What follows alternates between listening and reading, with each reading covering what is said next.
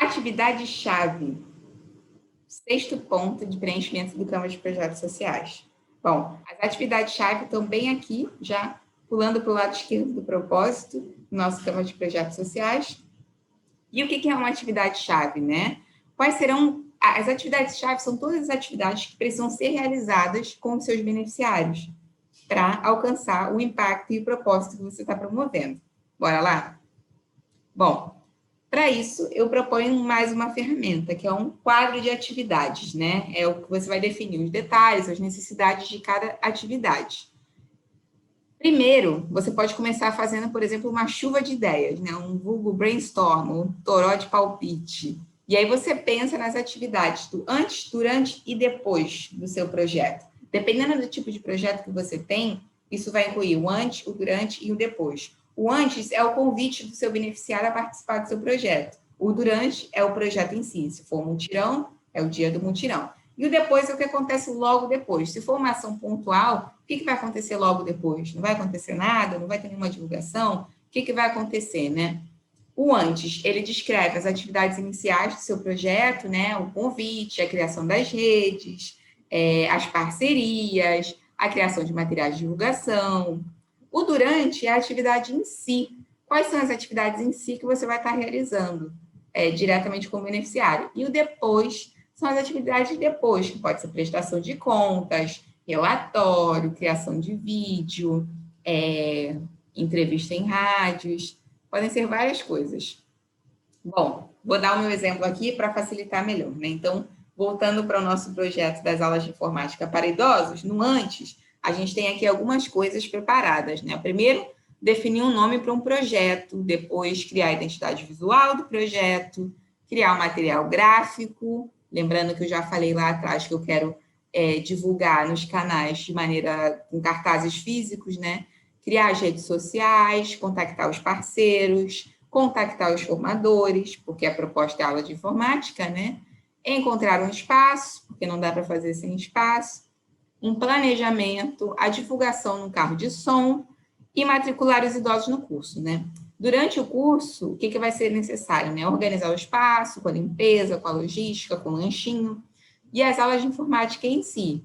E também, que também é uma atividade que é registrar tudo isso, através de fotografias, vídeos, entrevistas com participantes e tudo isso.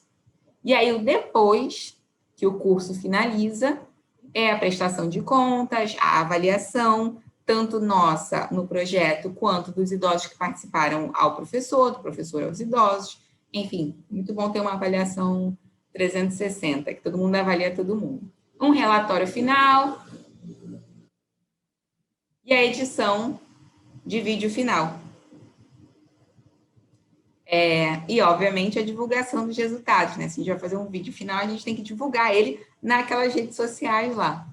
Então, esse é o meu exemplo, né? Aqui, eu trouxe 2 tipos de modelos de quadro de atividades para vocês. Vocês escolham o que mais convém.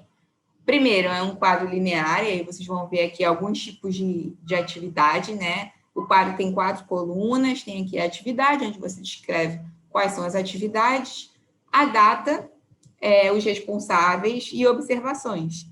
Então, aqui como exemplo, né, definir um nome para o projeto. A gente vai realizar isso na primeira semana de janeiro. Quem é o responsável? Todos, porque todo mundo tem que ter essa ideia.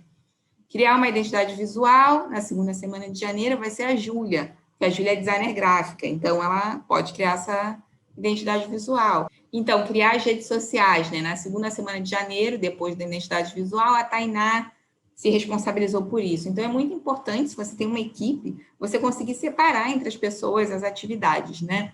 Esse é um tipo de quadro. E aí, o outro é um bem conhecido, que é a carta de Gantt.